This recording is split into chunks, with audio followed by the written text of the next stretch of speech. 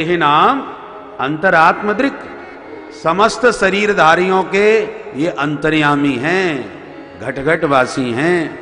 दूसरी गोपी बोली ना, घटघटवासी होते तो हमारे घट में ना होते, और हमारे घट के वासी होते तो हमारे भीतर जो विरह की आग जल रही है उसको देख नहीं रहे होते, और हृदय की हमारी पीड़ा को यदि इन्होंने देख समझ लिया होता तो क्या अब तक ये प्रकट नहीं हो जाते। एक गोपी बोली, मैंने तो ऐसा सुना है सखी, बिखन सार्थे तो विश्वगुप्त। बिखन माने ब्रह्मा, विशेषेण खनति वेदार्थम, जो वेद के गंभीर मर्म को जानने में समर्थ हैं, खोद खोद के वेद तत्व को समझते हैं, वो वेद गर्भ ब्रह्मा जी का नाम बिखन है। तो ब्रह्मा सहित देवताओं ने जब इनकी प्रार्थना करी तो ये पृथ्वी का भार उतारने के लिए प्रकट भय हैं। बिखन सार्थ तो विश्व गुप्त है, गुप्त रक्षणे, गुप्ताय माने रक्षय, विश्व रक्षा करने के लिए प्रकट भय हैं। तो दूसरी बोली ना, यदि ये विश्व का कल्याण करने के लिए प्रकट होते तो क्या हम इस विश्व में नहीं आती, और हम भी इस विश्व की जीवात्मा हैं और विश्व का मंगल करने आए हैं, तो फिर हमारा मंगल क्यों नहीं कर रहे, हमारा कष्ट हरण क्यों नहीं कर रहे। तो ये आखिर हैं कौन? सख उदयवान सात्वताम कुले, सब भवान खे आकाशे उदयवान। सखी ये कोई नहीं है, ये तो आकाश के बेटा हैं। जैसे आकाश असंग और निर्लेप होता है, ऐसे ये हैं। आकाश जैसा नील वर्ण भी है इनके श्रीअंग का, और आकाश की तरह निर्लेप भी हैं। आकाश जैसे असंग और निर्लेप होता है, ऐसी ये देखने में बातें बड़ी मीठी मीठी करते हैं।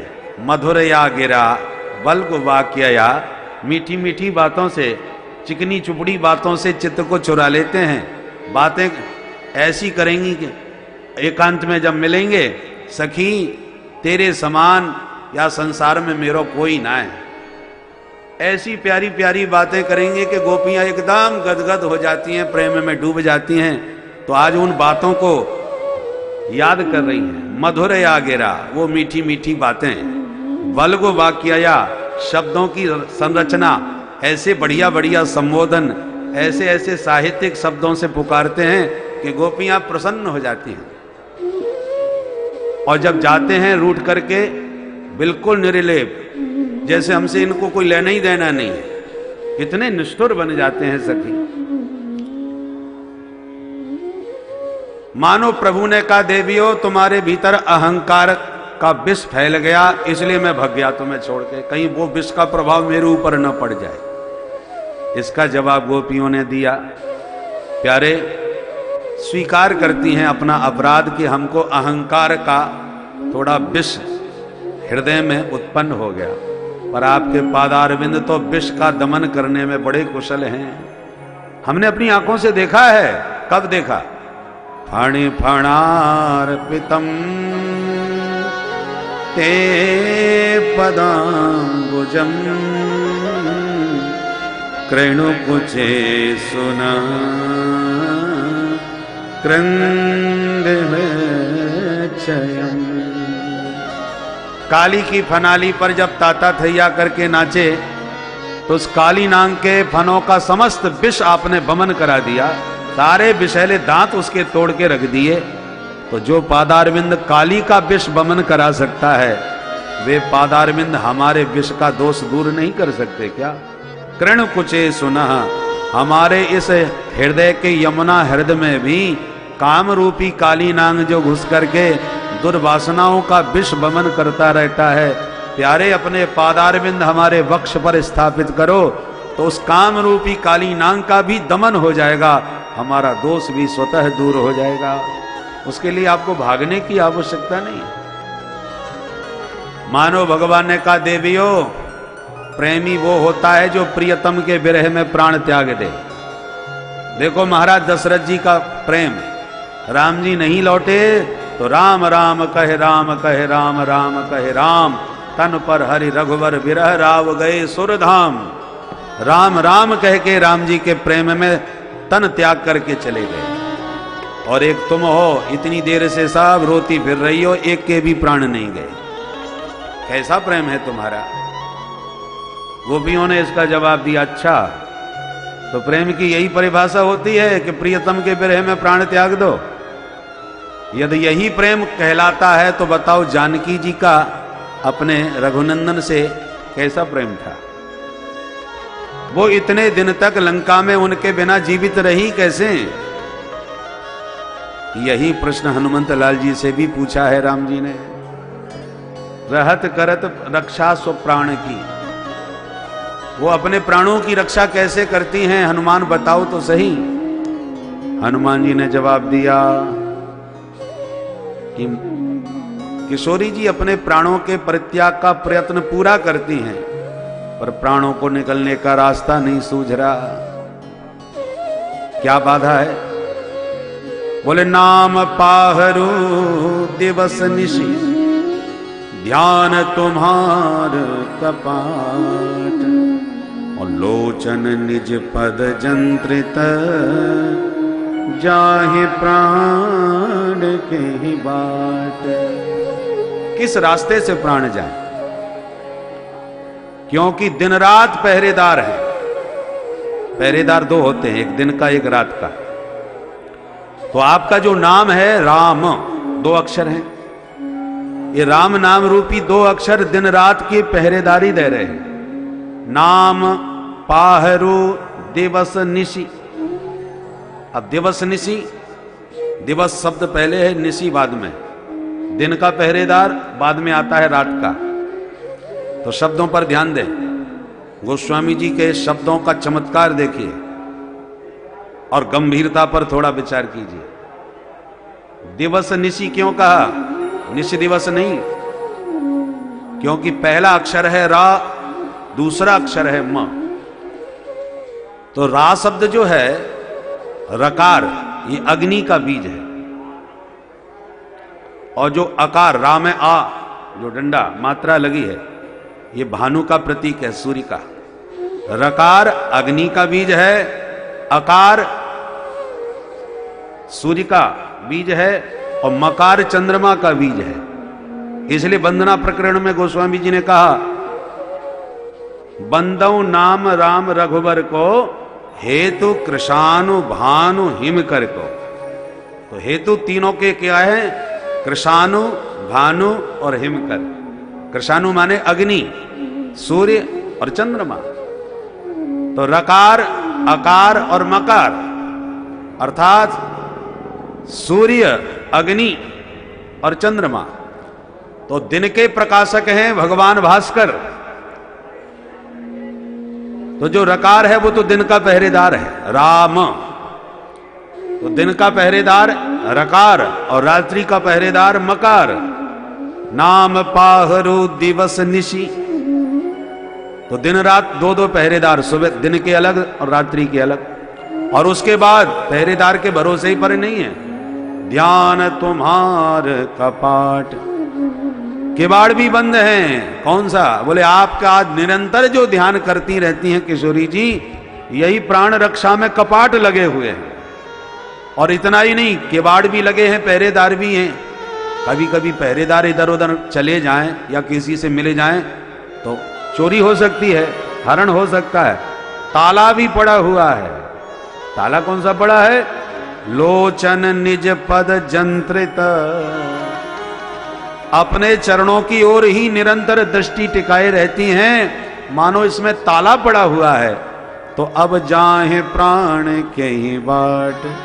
जब ताला पड़ा है, किवाड़ लगे हैं, दिन रात के पहरेदार पहरा दे रहे हैं, तो अब किस रास्ते से प्राण निकलें? तो गोपियां भी कह रही हैं, प्यारे, जैसे किशोरी जी राम जी के विरह में चाहते हुए भी प्राण नहीं त्याग सकी, ऐसे हम भी तुम्हारे विरह में प्राणों को त्यागने का पूर्ण प्रयत्न करते हैं, पर ये बाबरे प्राण निकलते ही नहीं। देखो, प्राण त्यागना प्रेमियों के लिए बहुत बड़ी बात नहीं, बहुत सरल बात है। वैसे तो प्राण त्यागना बहुत कठिन काम है।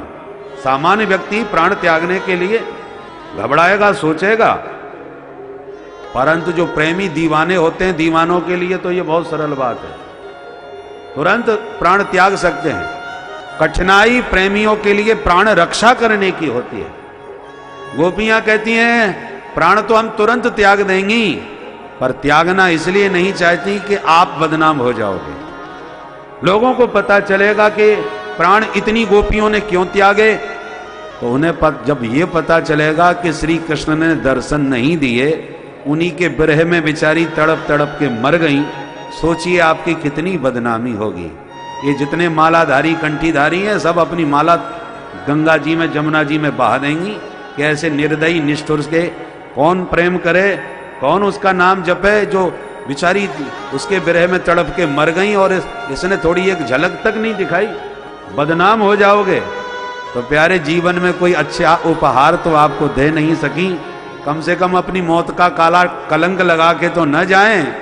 इसलिए प्राण त्यागना सरल है, कठिनाई तो प्राण रक्षा करने में हो रही है कि आपके विरह में इन प्राणों की रक्षा कैसे करें। और हमारी विडंबना और विचित्र है, हम तो अमृत पिए बैठी हैं, यदि प्राण त्यागना चाहें भी तो भी हमारे प्राण नहीं निकल सकते। तुम्हें अमृत कहां मिल गया? महाकुंभ में स्नान किया, उसमें भी अमृत बरसता है। तुमने अमृत कौन सा पिया है जरा ये तो बताओ। तब गोपियां अलौकिक अमृत की चर्चा करती हैं। तब कथामृतम तप्त जीवनम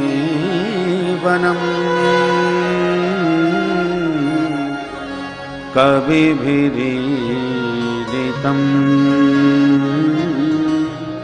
कल्मषापहम्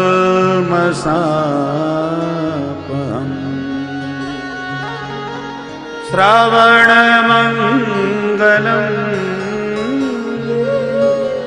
श्रीमदाततम्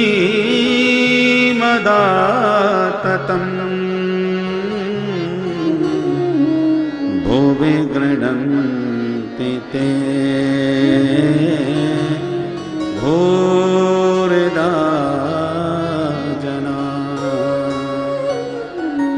गोपियां कहती हैं तब कथामृतम, हमने और कोई अमृत नहीं तुम्हारी कथा का अमृत पान किया है। एक कुंभ में जो अमृत पान करने के लिए करोड़ों लोग आए हैं, गंगा यमुना सरस्वती में तो गोता लगा के तन की शुद्धि करेंगे ही, अंतःकरण शुद्ध होगा, पर यहां पता चला कुंभ में अमृत बरसता है। उस अमृत का अवगाहन करने के लिए ही तो सब आए हैं। अब वो अमृत कहां बरस रहा है? तब कथामृतम तप्त जीवनम। संत महापुरुष विद्वानों की वाणी से जो अमृत झर रहा है, जो सरस्वती की गुप्त धारा बह रही है। गंगा यमुना तो जल के रूप में दिख रही हैं, पर सरस्वती गुप्त है। कहां से? कहां गुप्त है? बोले ये संतों की वाणी के रूप में प्रवाहित हो रही है। इसलिए गंगा यमुना में स्नान करके इस सरस्वती में गोता लगाओ। स्नान करने के बाद यह सत्संग नहीं सुना, संतों की वाणी का यदि आपने श्रवण नहीं किया, तो सरस्वती का स्नान अधूरा रह जाएगा। इसलिए प्रभु तब कथामृतम, आपका कथारूपी अमृत हमने पान किया है कर्णपुटों से। क्या विशेषता है आपके कथामृत की? तप्त जीवनम, तप्तानाम जीवनम। आज संसार में, समाज में जिसको देखो वो बेचारे टेंशन में ही ज्यादा दिखते हैं। छोटे छोटे बच्चों को डिप्रेशन हो जाता है। तो ये ताप है ना, दैहिक दैविक भौतिक ताप, ये समस्त तापों से बचना चाहो तो हरि कथामृत का पान करो। इस अमृत को पीते ही सारे टेंशन खत्म हो जाते हैं। जब तक कथा सुनोगे कितना आनंद रहता है। भगवान के चरित्र की चर्चा, रूप माधुरी की चर्चा, लीलाओं की चर्चा सुन सुन के मन इतना मस्त हो जाता है कि समय का पता नहीं चलता।